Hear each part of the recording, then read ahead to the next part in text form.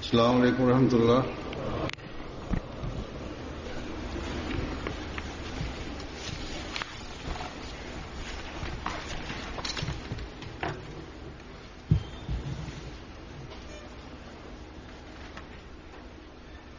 अशहदु अल्ला इलाहा इल्लल्लाह वहदहु ला शरीका लहु वअशहदु अन्ना मुहम्मदन अब्दुहु व रसूलुहु अम्मा बअदु फ़अऊज़ु बिल्लाहि मिनश शैतानिर रजीम बिस्मिल्लाहिर रहमानिर रहीम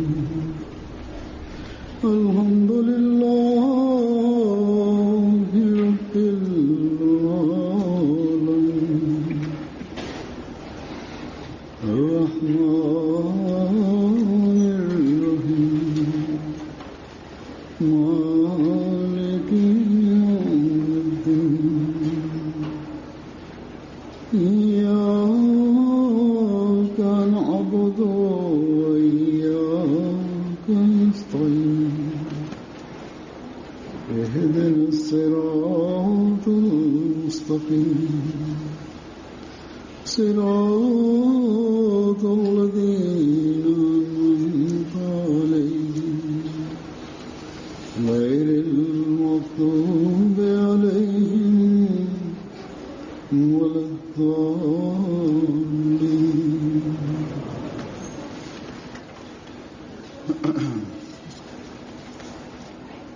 आज இன்ஷா அல்லாஹ் இன்று மாலை ஜமாத்தே அஹ்மதியா பிரித்தானியாவின் ஜல்சா சாலானா முறையே ஆரம்பமாகும். எவ்வாறு இருப்பினும் இந்த ஜும்மா ஜல்சாவின் ஒரு பகுதியாகும். நான் கடந்த குத்பாவில் கூறியது போன்று ஜல்சா சாலானாவில் வரக்கூடிய விருந்தினர்கள் ஒரு நல்ல நோக்கத்தோடு வருகின்றனர். மேலும் அந்த நல்ல நோக்கத்தோடே வரவும் வேண்டும். மார்க்கத்தின் உண்மைத்துவம் பற்றிய அறிவை பெறுவது, மார்க்கம் கற்பதும், ஆன்மீகத்தில் முன்னேறுவதற்கு முயற்சி செய்வதும், நல்ல சூழலின் தாக்கத்தின் கீழ் தன்னுடைய இயல்பில் உள்ள நன்மையை முன்பை விட சிறந்ததாக ஆக்க முயற்சி செய்வதும், மார்க்கத்திற்கு உலகை விட முன்னுரிமை வழங்குவோம் என்று நாம் செய்துள்ள உடன்படிக்கையை பூர்த்தி செய்யக்கூடிய மேலான வழிகளை கண்டறிந்து அறிவை பெற்று பிறகு அதன்படி நடக்க முயற்சி செய்வதும், மனிதனுக்குரிய உரிமைகளில் முன்பை விட அதிகம் கவனத்தை உருவாக்குவதும், இறைவனை நினைவு கூறுவதன் மூலம் தனது நாவுகளை ஈரமாக்குவதும் அந்த நல்ல நோக்கமாகும். ஆரம்பத்திலிருந்தே இதன்படி செயல்பட்டாலும் முன்பை விட அதிகமாக இதற்காக முயற்சி செய்ய வேண்டும். இறை வணக்கங்களின் பக்கம் கவனம் செலுத்த வேண்டும். மேலும் அவற்றை அல்லாஹ் மற்றும் அவனுடைய தூதர் எதிர்பார்க்கின்ற இடத்திற்கு கொண்டு வர முயற்சி செய்ய வேண்டும். அந்த தரம் இதுவாகும். அல்லாஹ் திருக்குரானில் கூறியுள்ளான், அதாவது ஜின்களையும் மனிதர்களையும் படைத்ததன் நோக்கமாக இறை வணக்கத்தை ஆக்கியுள்ளான். கூறுகிறான், வமா ஹலக்துல் ஜின்ன வல் இன்ஸ இல்லா லியஅபுதூன், அதாவது நான் ஜின்களையும் மனிதர்களையும் என்னை வணங்குவதற்காகவே படைத்துள்ளேன். ஹஜ்ரத் மஸீஹ் மவ்ஊத் அலைஹிஸ்ஸலாம் அவர்கள் ஓரிடத்தில் கூறுகிறார்கள், இந்த வசனத்தின் அடிப்படையில் மனித வாழ்க்கையின் உண்மையான நோக்கம் இறைவனை வணங்குவது மற்றும் இறைவனை அடையாளம் கண்டுகொள்ளுதல் மற்றும் இறைவனுக்காக ஆகிவிடுதலாகும். ஆக ஜல்சா சாலானாவில் கலந்து கொள்ளக்கூடிய ஒவ்வொருவரின் பணியும் இதுவாக இருக்க வேண்டும். அதாவது தன்னுடைய பயணத்தை, இங்கு வருவதன் நோக்கத்தை முழுக்க முழுக்க இறைவனுக்கான பயணமாகவும் அல்லாஹ்வின் விருப்பத்தை பெறுவதற்கான நோக்கமாகவும் ஆக்க வேண்டும்.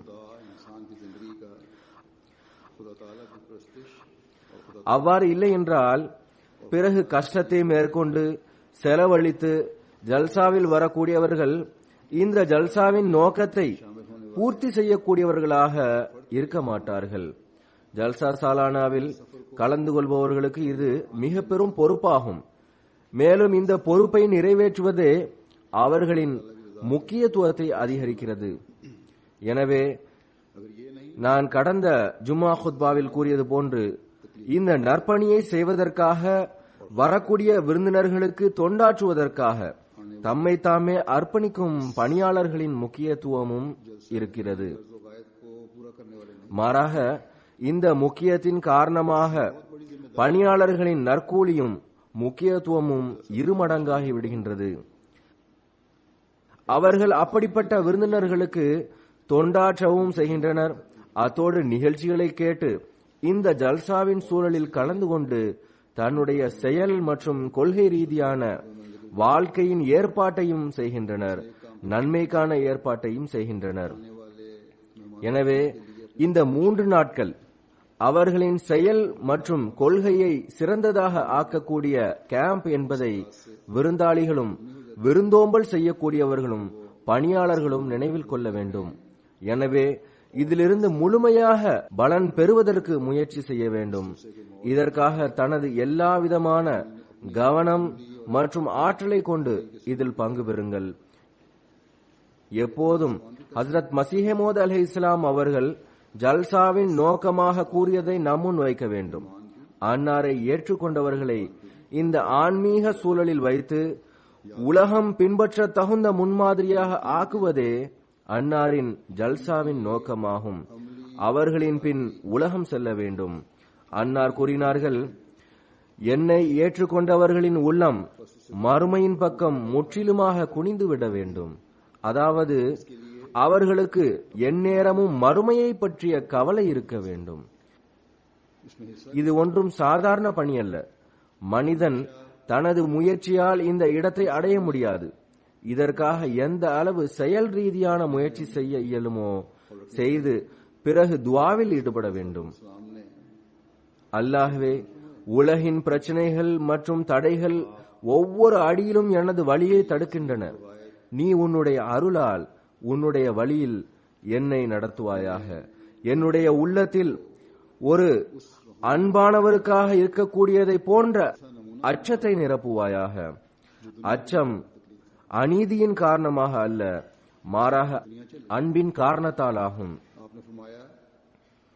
என்னுடைய ஏதேனும் ஒரு செயல் உன்னுடைய வெறுப்பிற்கு காரணமாக அமைந்து விடக்கூடாது.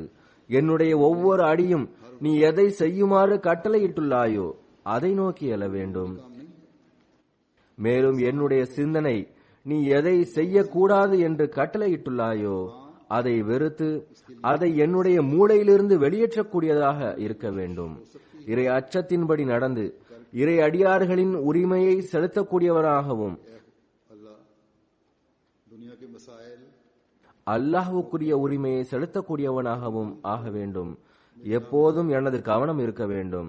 மேலும் நீ எதை என்னுடைய வாழ்க்கையின் நோக்கமாக ஆக்கியுள்ளாயோ அதை பெறக்கூடியவனாக நான் ஆக வேண்டும். அதாவது இறை வணக்கம். மேலும் நீ உன்னுடைய அடியானிடம் எப்படிப்பட்ட இறை வணக்கத்தின் தரத்தை எதிர்பார்க்கிறாயோ அதை அடையக்கூடியவனாக ஆக வேண்டும். எப்படிப்பட்ட உயர் நல்லொழுக்கத்தை உடையவனாக இருக்க வேண்டும் என்றால் அதை பின்பற்றுவதை மக்கள் பெருமையாக கருத வேண்டும். எனவே இந்த ஜல்சாவில் கலந்து கொண்டு உங்களுடைய துஆக்கள் மற்றும் சிந்தனைகளை இந்த கோணத்தில் கொண்டு வர வேண்டிய தேவை உள்ளது. இது அல்லாஹ் நம்மீது செய்த மாபெரும் கருணையாகும். அதாவது எங்கு திருக்குரானில் இறை வணக்கங்களின் வழிமுறையை நமக்கு கற்றுத் தந்துள்ளானோ, அந்த தரத்தை அடைவதற்காக வழியை காட்டியுள்ளானோ, அதே வேளையில் இறை அடியானுக்குரிய உரிமையோடு தொடர்புடைய உயர் நல்லொழுக்கத்தையும் அடையாளம் காட்டியுள்ளான்.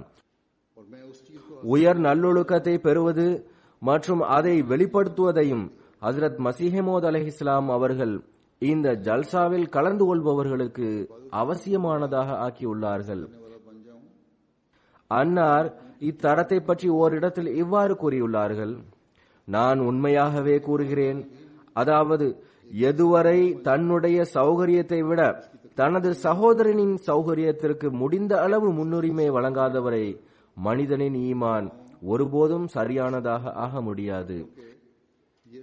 இது ஒன்றும் சாதாரண வேலை அல்ல. இந்த தரத்தை அடைவது சாதாரண விஷயம் அல்ல. நிறைய பேர் மற்றவர்களின் சௌகரியத்தை கருத்தில் கொள்கின்றனர். ஆனால் தன்னுடைய வசதி வாய்ப்புகளுக்கு ஏற்ப தன்னுடைய சௌகரியத்தை தியாகம் செய்யாமல் அவற்றை கருத்தில் கொள்கின்றனர். ஆனால் ஒருவர் தன்னுடைய சௌகரியத்தை விட மற்றவரின் சௌகரியத்திற்கு முன்னுரிமை வழங்குவது மிக குறைவாக தென்படுகிறது. இரத்த பந்தங்களில் சில வேளைகளில் அப்படிப்பட்ட தியாகம் செய்கின்றனர். அதாவது தன்னுடைய சௌகரியத்தை தியாகம் செய்து விடுகின்றனர். ஆனால் மிக குறைவானவர்களே அப்படிப்பட்டவர்கள் ஆவார்கள். ஒவ்வொருவரும் இந்த தரத்தை உடைய தியாகம் செய்வது கஷ்டமாகும். மாறாக மற்றவர்களின் சௌகரியம் தொடர்பாக ஹஜ்ரத் மஸீஹ் மவ்ஊத் அலைஹிஸ்ஸலாம் அவர்கள் ஓரிடத்தில் கூறுகிறார்கள், எதுவரை மற்றவர்களின் கஷ்டத்தை தன்னுடைய கஷ்டமாக கருதவில்லையோ உண்மையான நம்பிக்கையாளராக ஆக முடியாது. இந்த வார்த்தைகள் என்னுடையதாகும், கருத்து இதுவே ஆகும். அன்னார் கூறினார்கள், என்னுடைய ஒரு நோயுற்ற சகோதரர் கஷ்டத்தில் இருக்கிறார். நான் நிம்மதியாக தூங்குகிறேன் என்றால் என்னுடைய நிலைமை வருத்தத்திற்குரியதாகும். எதுவரை என்னால் முடியுமோ அவருக்கு சௌகரியத்தை ஏற்படுத்தி கொடுக்க முயற்சி செய்வது என்னுடைய கடமையாகும். ஒரு மார்க்க சகோதரர் தனக்காக என்னிடம் கடினமாக பேசினால் அப்போதும் கூட அறிந்தும் அறியாமலுமோ அவனோடு கடுமையாக நடந்து கொண்டாலும் என் நிலையின் மீது வருத்தமாகும். நான் பொறுமையை காட்டுவதே என்னுடைய வேலையாகும். மேலும் இவர் ஆன்மீகமான முறையில் நோயுற்றுள்ளார். அல்லாஹ் அவரை சீர்திருத்த வேண்டும் என அழுதழுது துஆ செய்ய வேண்டும். ஆக இதுவே அல்லாஹ் திருக்குரானில் நமக்கு கட்டளையிட்டுள்ள தரமாகும். அதாவது ருஹமாவோ பைனஹும், அதாவது நம்பிக்கையாளர்கள் தங்களிடையே கருணை உணர்வு கொண்டுள்ளார்கள். மேலும் கருணை உணர்வின் காரணமாக ஒருவர் மற்றவரின் வேதனையை உணர்கின்றனர். வேதனையை உணர்ந்து அதற்காக செயல் ரீதியான முயற்சியும் மேற்கொள்கின்றனர், துஆக்களும் செய்கின்றனர். எனவே நம்மில் எத்தனை பேர் இந்த தரத்தை அடைய முயற்சி செய்கின்றனர் என நாம் ஆராய்ந்து பார்க்க வேண்டிய தேவை உள்ளது. நாம் இதன்படி செயல்பட ஆரம்பித்துவிட்டால் நம்மில் நடக்கக்கூடிய சிறிய சிறிய சண்டைகள் அனைத்தும் முடிவிற்கு வந்துவிடும். இறை அச்சம் இல்லாத போதுதான் அகங்காரமும் காழ்ப்புணர்ச்சியும் கோபமும் எழுகிறது. இறைவனின் அச்சம் இல்லாத போது இவ்வாறு நடக்கிறது. பிறர் நலனை விட சுயநலத்திற்கு முக்கியத்துவம் வழங்கும் போதுதான் இவ்வாறு நடக்கிறது. ஆக இறை அச்சத்தை உருவாக்குவது ஒவ்வொரு நம்பிக்கையாளரின் கடமையாகும். எவர் தன்னை ஹஜ்ரத் மஸீஹ் மவ்ஊத் அலைஹிஸ்ஸலாம் அவர்களின் ஜமாத்தோடு இணைக்கிறாரோ அவருடைய கடமையாகும். மேலும் ஜல்சாவில் கலந்து கொள்ளக்கூடிய ஒவ்வொருவரின் கடமையாகும். ஏனென்றால் ஹஜ்ரத் மஸீஹ் மவ்ஊத் அலைஹிஸ்ஸலாம் அவர்களின் துஆவிற்கு வாரிசாக வேண்டுமென்றால், ஜல்சாவின் அருள்களை பெற வேண்டுமென்றால், பிறகு அனைத்து சண்டைகளையும் முடிவிற்கு கொண்டு வர வேண்டிய தேவை உள்ளது. இந்த விஷயங்களின்படி அமல் செய்ய வேண்டிய தேவை உள்ளது. நாம் நற்பாக்கியம் பெற்றவர்களாவோம். நமக்கு ஒவ்வொரு அடியிலும் ஹஜ்ரத் மஸீஹ் மவ்ஊத் அலைஹிஸ்ஸலாம் அவர்களின் வழிகாட்டல்கள் கிடைக்கின்றன. இஸ்லாத்தின் உண்மைத்துவம் மற்றும் தக்வா பற்றி தெரிந்து விடுகிறது. எவர் பின்னால் செல்ல வேண்டும், எவர் பின்னால் செல்லக்கூடாது என்று தெரியாத சிதறுண்டு கிடக்கும் முஸ்லிம்களை போன்றல்ல. அவர்களை தவறான முறையில் வழிநடத்தி அவர்களின் பெயர் தாங்கிய தலைவர்களும் மார்க்க வழிகாட்டிகளும் ஒருவர் மற்றவரின் கழுத்தை அறுப்பதில் அவர்களை இட்டுள்ளனர். எனவே இவர்களுக்காகவும் துஆ செய்யுங்கள். அல்லாஹ் அவர்களுக்கு அறிவை வழங்குவானாக. இவர்கள் தங்களுடைய இந்த செயல்களினால் இறைவனின் கோபத்திற்கு ஆளாகி விடாதிருப்பார்களாக. இஸ்லாத்தை பற்றி தவறான கருத்தை உலகத்தின் முன் வைத்து இஸ்லாம் மற்றும் ரசூலே கரீம் ஸல்லல்லாஹு அலைஹி வஸல்லம் அவர்களுக்கு அவப்பெயரை ஏற்படுத்தக்கூடியவர்களாக இருக்காமல் இருப்பார்களாக. ரசூலே கரீம் ஸல்லல்லாஹு அலைஹி வஸல்லம் அவர்கள் தன்னை ஏற்றுக்கொண்டவர்களின் அறிமுகத்தை இந்த வார்த்தைகளில் கூறுகிறார்கள். அதாவது, எவருடைய நாவிலிருந்தும் கைகளிலிருந்தும் ஒவ்வொரு முஸ்லிமும் ஒவ்வொரு அமைதியை வழங்குபவரும் பாதுகாப்பாக இருப்பாரோ அவரே முஸ்லிம் ஆவார், எவ்வித பாகுபாடுமின்றி.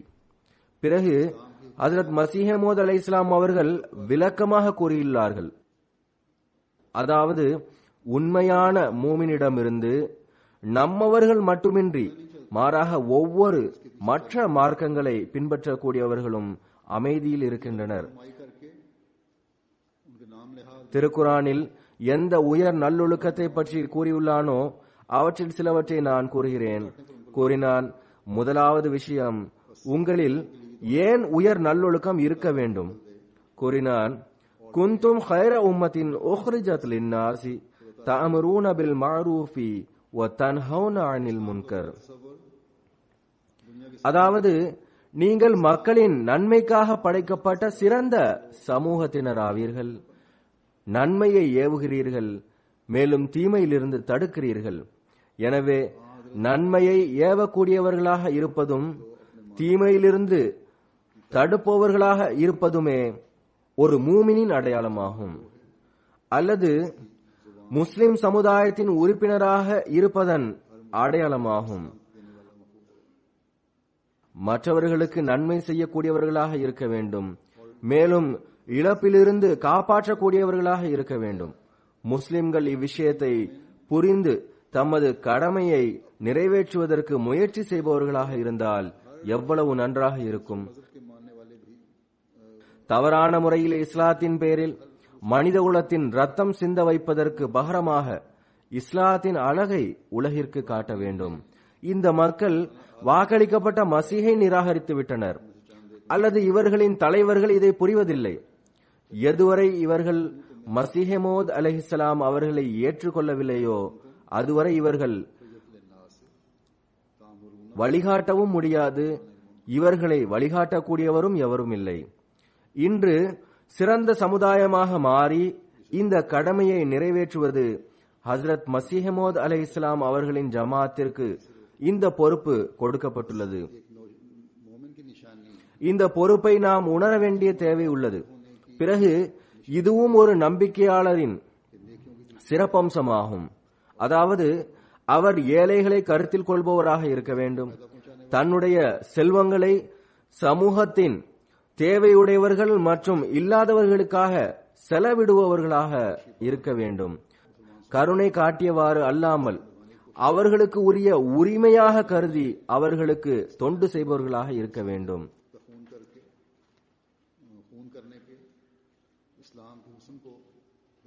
இங்கு இந்த விஷயத்தையும் கூறிவிடுகிறேன். பொதுவாக முஸ்லிம்களின் தவறுகள் அனைவருக்கும் தென்பட்டு விடுகின்றன, அதை பற்றி அதிகமாக பேசவும் படுகிறது. சிறப்பம்சங்களின் பக்கம் எவரும் கவனம் செலுத்துவதில்லை. கடந்த நாட்களில் ஒரு சர்வே நடைபெற்றது. இங்குள்ள மக்களே செய்தனர், எந்த முஸ்லிமும் செய்யவில்லை. அதாவது உலகில் யார் அதிகமாக சதகா சேரிட்டி கொடுக்கிறார்கள் என்று.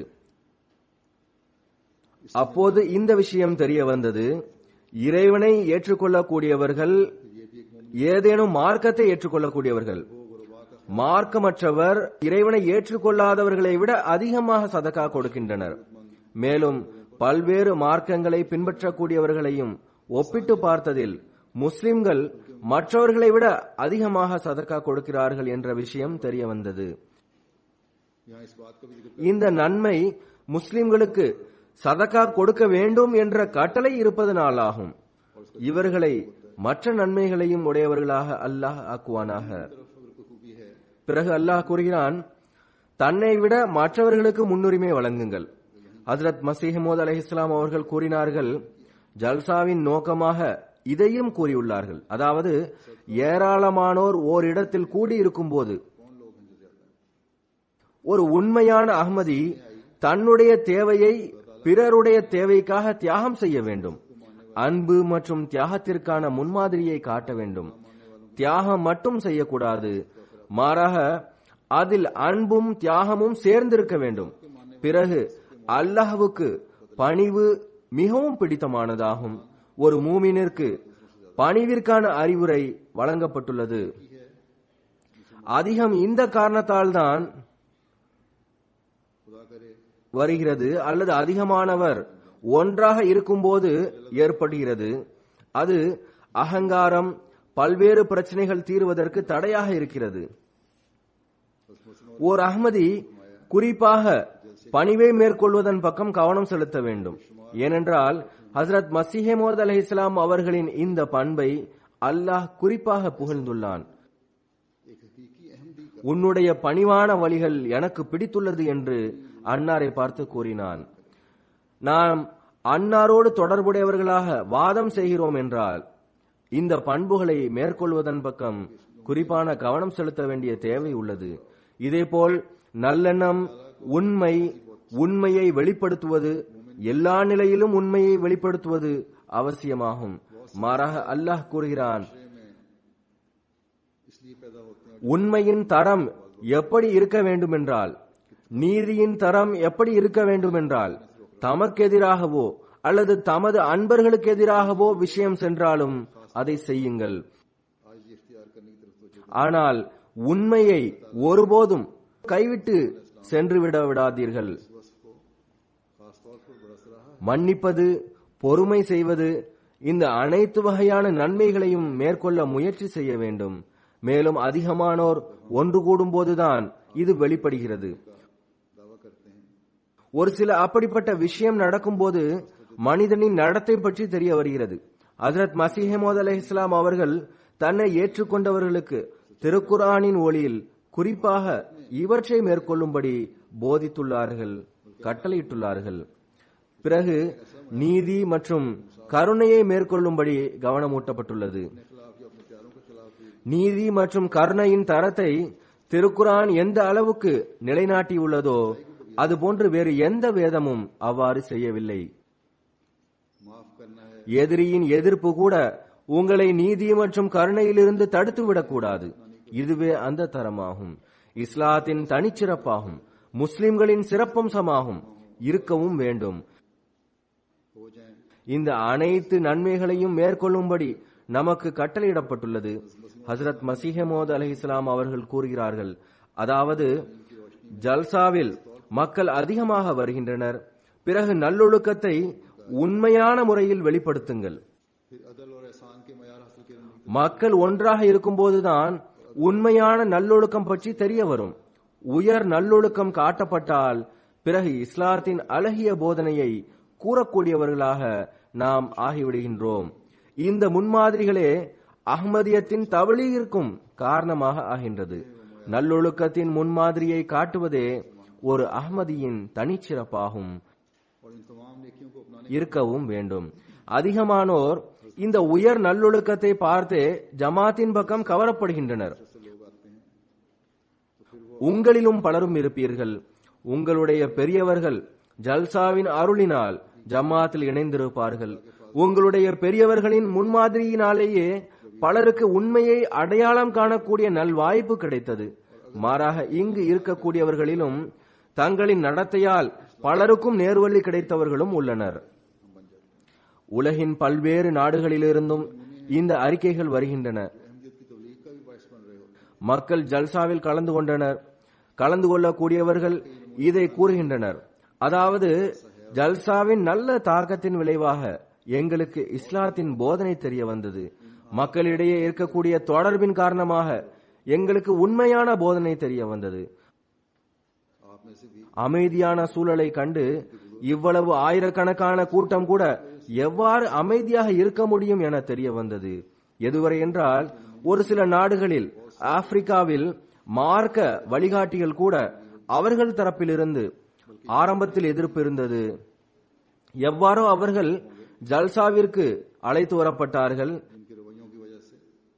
பிறகு அவர்கள் எதிர்ப்பிலிருந்து மட்டும் தவிர்ந்திருக்கவில்லை, மாறாக பையத் செய்து ஜமாத்தில் இணைந்து விட்டனர். எனவே எதிரிகள் கூட தாக்கத்தை பெறுகின்றனர். 2 மாதங்களுக்கு முன் ஜெர்மனியில் ஜல்சா நடந்தது. அதில் முஸ்லிம் அல்லாத ஒரு ஜோடி கணவன் மனைவி வந்திருந்தனர். பக்கத்து நாட்டிலிருந்து வந்திருந்தனர். இஸ்லாத்தின் எதிரியாக இருந்தனர், அல்லது குறைந்தபட்சம் அவர்கள் மீது இஸ்லாத்தின் நல்ல தாக்கம் இருந்ததில்லை. கூறுகிறார்கள், அஹ்மதிகளோடு தொடர்பு இருந்தது. இஸ்லாம் அமைதியான மார்க்கமாகும் என அஹ்மதிகள் கூச்சலிடுகின்றனர். சென்று பார்ப்போம் இவர்களில் என்ன உண்மை இருக்கிறது என்று. வந்து மேலும் ஆட்சேபனை செய்வோம், எந்த தாக்கமும் பெறமாட்டோம் என்ற எண்ணமே அதிகம் இருந்தது. ஆனால் ஜல்சாவின் சூழலை கண்டு பிறகு என்னோடும் சந்திப்பு நடந்தது. அதற்கு பிறகு எப்படிப்பட்ட மாற்றம் ஏற்பட்டதென்றால் அவர்கள் பையத்தும் செய்துவிட்டனர். ஒரு சிலர் இவ்வாறும் இருக்கின்றனர். கூறுகின்றனர், பையத் வாங்கப்படும் போது அந்த காட்சி அறியாமலேயே விரும்பாமலும் கூட பையத்தில் இணைந்துவிடும் சூழ்நிலை ஏற்படுகிறது. நம்முடைய முன்மாதிரி பல்வேறாக இருந்தால் அல்லது நம்மில் அதிகமானோரின் முன்மாதிரி பல்வேறுபட்டதாக இருந்தால் அந்த சமயத்தின் பையத் இவர்களை தாக்கத்திற்குள்ளாக்காது. அல்லது எந்த ஒரு நன்மையின் தற்காலிக காட்சிகள் உள்ளத்தை ஈர்க்கக்கூடிய நிலையை ஏற்படுத்தாது. ஆக ஜல்சாவில் கலந்து கொள்ளக்கூடிய ஒவ்வொருவரும் அமைதியான தப்லீக் செய்து கொண்டிருக்கிறார். கடந்த ஜுமாவில் நான் பணியாளர்கள் தொடர்பாக கூறியிருந்தேன். பிறகு அவர்களின் அமல் அமைதியான தப்லீகாக அமைகின்றது. ஆனால் பணியாளர்கள் மட்டுமல்ல, ஜல்சாவில் கலந்து கொள்ளக்கூடிய ஒவ்வொருவரும் தப்லீக் செய்யக்கூடியவராவார், மற்றவர்களை தாக்கத்திற்குள்ளாக்குகிறார். எனவே கலந்து கொள்ளக்கூடிய ஒவ்வொருவரும், ஆணும் பெண்ணும், சிறியவர்களும் பெரியவர்களும் தங்களுடைய முன்மாதிரியை கவனமிருக்கக்கூடியதாக ஆக்குவது கடமையாகும். இந்த முன்மாதிரி தற்காலிகமானதாக இருக்கக்கூடாது.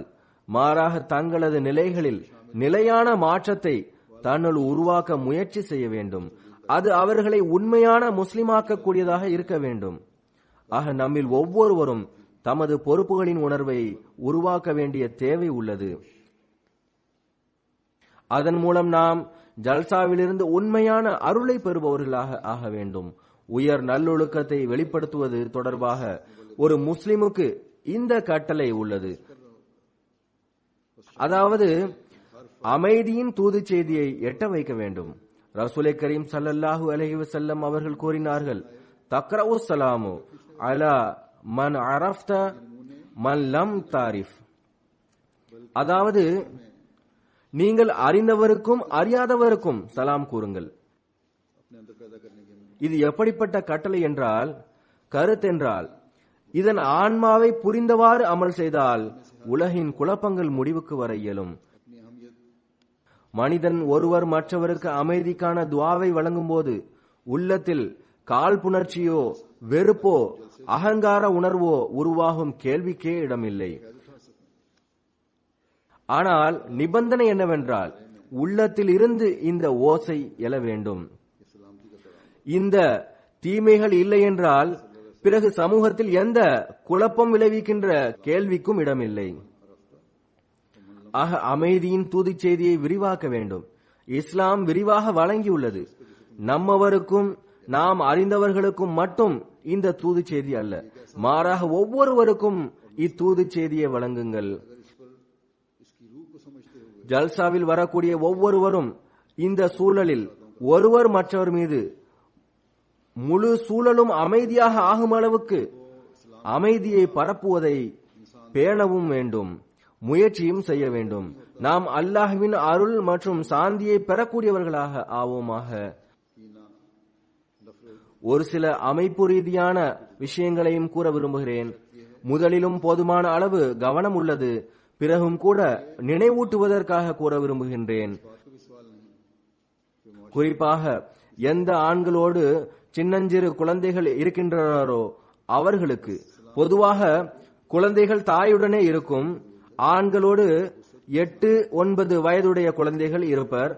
அவர்களை தாளாட்டுவதற்காக ஆண்கள் வெளியே செல்லக்கூடிய அளவுக்கு அவர்கள் சிறியவர்களாக இருப்பதில்லை. மேலும் அவர்கள் ஜல்சாவின் நிகழ்ச்சிகள் நடக்கும்போது விளையாடுவதற்கும் அனுமதி வழங்குவதும் சரியல்ல. பிறகு ஒருபோதும் குழந்தைகளிடமும் ஜல்சாவின் கண்ணியம் ஏற்படாது. 7 வயதிற்கு பிறகு தொலை வைப்பது அறிவுறுத்தப்பட்டுள்ளது. ஏனென்றால் குழந்தை உணர்கின்றனர். எனவே இப்போதிலிருந்து கற்றுக்கொள்ளுங்கள் என அவர்களுக்கு கூறுங்கள். குழந்தை பருவத்திலிருந்தே ட்ரைனிங் கொடுக்கவில்லை என்றால் பெரியவர்களாகியும் ஜல்சாவின் கண்ணியம் நிலை நிற்காது. பிறகு இவ்வாறும் நடக்கிறது. அந்த குழந்தைகளை சாக்காக கூறி தந்தையும் வெளியே சுற்றுகின்றனர். பிறகு புகார்கள் வருகின்றன, குழந்தைகள் விளையாடுகின்றனர். பிறகு ஜல்சா பற்றி ஒரு தப்பான கண்ணோட்டம் ஏற்படுகிறது. இதே போன்று பெண்களும் ஜல்சா நிகழ்ச்சிகளை கேட்பதற்கு பதிலாக வெளியே அமர்ந்து பேசிக் கொண்டிருக்கிறார்கள் என புகார் வருகிறது. அவர்களும் ஜல்சாவின் சொற்பொழிவுகளை கேட்க வேண்டும். ஏனென்றால் ஒவ்வொரு சொற்பொழிவும், இங்கு உரை நிகழ்த்தக்கூடிய ஒவ்வொரு சொற்பொழிவாளரின் உரையும் அறிவு மற்றும் ஆன்மீகத்தில் முன்னேற்றுவதற்கு உதவியாக இருக்கின்றன. எந்த ஒரு அஹ்மதி சொற்பொழிவாளரும் குர்ஆன், ஹதீஸ் மற்றும் ஹஜ்ரத் மஸீஹ் மவ்ஊத் அலைஹிஸ்ஸலாம் அவர்களின் கூற்றிற்கு அப்பாற்பட்டு எதையும் கூறுவதில்லை. இதுவே இன்றைய காலத்தின் தேவையாகும். இதன் முக்கியத்துவத்தை புரியுங்கள். ஜல்சாவின் வருகையை அதில் கலந்து கொண்டு மட்டும் அதிகரிக்காதீர்கள். மாறாக உள்ளே அமர்ந்து கேட்டு இந்த ஜல்சாவிலிருந்து சரியான முறையில் பலன் பெறுங்கள். இதுவும் கூறக்கூடாது. ஒரு சிலர் கூறிவிடுகின்றனர், அதாவது இன்னாருடைய சொற்பொழிவை கேட்போம், இன்னாருடைய சொற்பொழிவை கேட்க மாட்டோம், முதலிலேயே நாங்கள் கேட்டுவிட்டோம் என்று. இந்த அனைத்தும் தவறானதாகும். ஒவ்வொரு சொற்பொழிவு நிகழ்த்துபவரும் தயார் செய்து கொண்டு வருகிறார். அவர்களின் உரையை கேட்க வேண்டும். ஜல்சாவில் வந்துள்ளீர்கள் என்றால் ஜல்சாவின் அனைத்து நிகழ்ச்சிகளையும் கேட்பதற்கு முயற்சி செய்யுங்கள். சிறிய குழந்தைகளுடைய தாய்மார்களுக்கு தனியாக அரங்கு உள்ளது. அங்கிருந்தும் புகார் வருகிறது, அதாவது குழந்தைகளின் சத்தம் குறைவாக வருகிறது. இந்த குழந்தைகளின் சத்தத்தின் சாக்கில் பெண்கள் அதிகம் பேசிக் கொண்டிருக்கின்றனர். லஜ்னாவின் அமைப்பாளர்களும் பெண்களுமே இதன் பக்கம் கவனம் செலுத்த வேண்டிய தேவை உள்ளது. பெண்கள் தாம் அமைதியாகிவிட்டால் குழந்தைகளின் சத்தம் மட்டும்தான். அதில் குறைந்தபட்சம் அதில் பெரும்பாலான பெண்களுக்கு கொஞ்சத்திற்கு கொஞ்சமாவது சொற்பொழிவுகள் அவர்களின் காதுகளில் விழுகிறது. பிறகு அது அவர்களுக்கு பயனளிக்கக்கூடியதாக ஆகிவிடுகின்றது. எனவே இதன் பக்கமும் கவனம் செலுத்த வேண்டிய தேவை உள்ளது. பணியாளர்களுக்கு நான் மீண்டும் நினைவூட்ட விரும்புகிறேன்.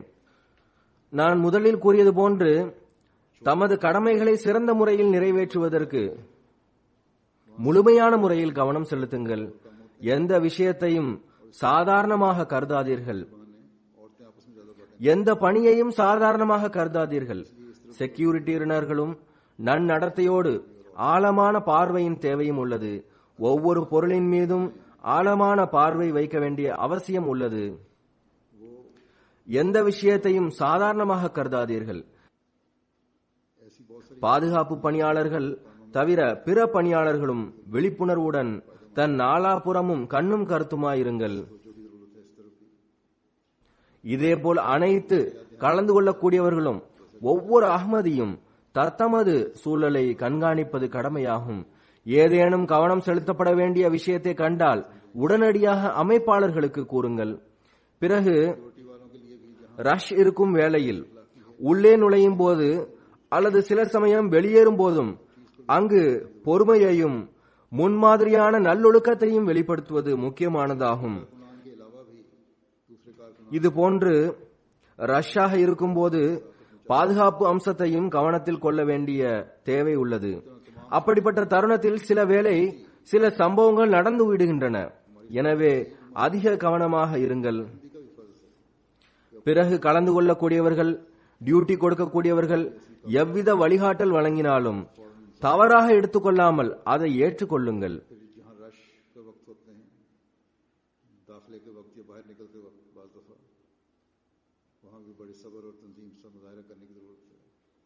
வழிகாட்டல் வழங்கக்கூடியவர் சிறியவராக இருந்தாலும் பெரியவராக இருந்தாலும் சரியே, அவர் தன்னுடைய கடமையை செய்கிறார் என்றால் அவருக்கு முக்கியம் அளியுங்கள். அவருடைய பேச்சை கேளுங்கள். வெளியிடப்பட்டுள்ள நிகழ்ச்சி நிரலில் அனைத்து வழிகாட்டல்களும் உள்ளன. குறைந்தபட்சம் நிறைய வழிகாட்டல்கள் உள்ளன. எனவே அதை படியுங்கள். அதன்படி செயல்பட முயற்சி செய்யுங்கள். பிறகு சில வேளைகளில் இந்த புகாரும் வந்துவிடுகின்றது. அதாவது, இதை ஜல்சாவிற்கு பிறகு கூறுவதை விட முன்பு கூறுவது அவசியமானதாகும். தன்னுடைய காடை சரியான முறையில் உபயோகிப்பதும் பாதுகாப்பதும் ஒவ்வொருவரின் கடமையாகும். தனக்கு தெரிந்தவர் அவருக்கு காடை கொடுத்து விட்டேன் என்று இருக்கக்கூடாது. எந்தெந்த இடத்திற்கு செல்வதற்கும் அமர்வதற்கும் அந்த காடின் அக்சஸ் இருக்கிறதோ அங்கு மட்டுமே அதை உபயோகிக்க வேண்டும். மேலும் அந்த நபர் மட்டுமே அதை உபயோகிக்க வேண்டும். எனவே தங்களுடைய காடை எந்த நண்பருக்கும் தெரிந்தவருக்கும் நெருக்கமானவருக்கும் கொடுக்கக்கூடாது. யாருடைய காடோ அவரே அதை உபயோகிக்க வேண்டும். எல்லாவற்றிற்கும் மேலாக துவா செய்யுங்கள், அல்லாஹ் ஜல்சாவை எல்லா வகையிலும் அருளுக்குரியதாக்குவானாக. எவருக்கு எந்த அளவு வசதியுள்ளதோ தினசரி சதகா கொடுக்க இயலும், மாறாக கொடுக்க வேண்டும், கொடுங்கள். அல்லாஹ் எல்லா வகையிலும் இந்த ஜல்சாவை அருளுக்குரியதாக்குவானாக. மேலும் நாம் அனைத்து அருள்களையும் பெறக்கூடியவர்களாவோமாக.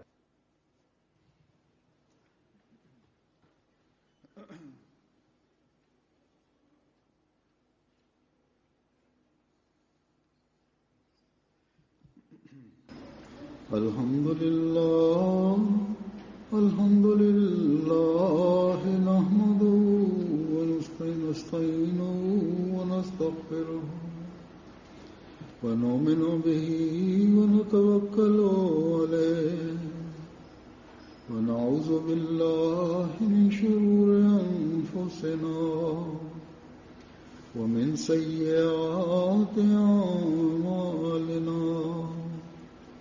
من يهده الله فلا مضل له ومن يضلله فلا هادي له ونشهد أن لا إله إلا الله ونشهد أن محمدا عبده ورسوله.